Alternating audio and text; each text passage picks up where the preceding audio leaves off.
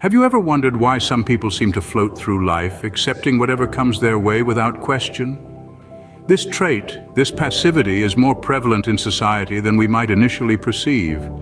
Often, it's viewed negatively as a barrier to personal growth and development. It's a quiet acceptance of mediocrity, a silent surrender to the status quo. But what if I told you that this passivity, this acceptance of mediocrity, could be linked to mental illness? Consider the story of John Doe, a man who lived his life in the shadows of passivity. Born into an average family, John had the potential for greatness. However, he opted for the path of least resistance. He played it safe, never taking risks or challenging the status quo. In school, he was the quiet one, not because he had nothing to say, but because he feared the consequences of his words. He went on to work a job he was indifferent toward because it was secure and predictable.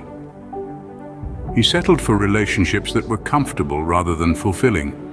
Years passed, and John found himself trapped in a cycle of monotony. His life was devoid of excitement, passion, and purpose. He became a stranger to himself, a spectator to his own life, a man living on autopilot. John Doe's life was a testament to the dangers of passivity, but what does his story say about mental health?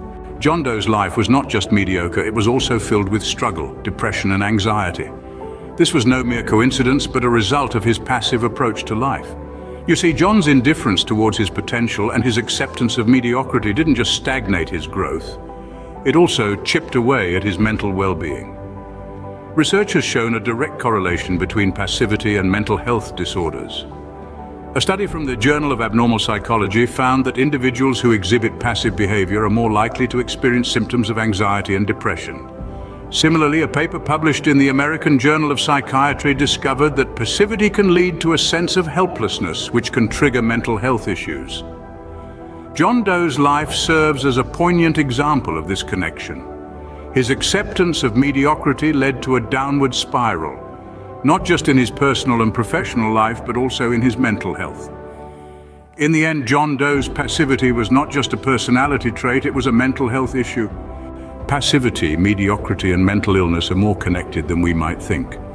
We've journeyed through the narrative of John Doe, seen how passivity can breed mediocrity and even contribute to mental illness.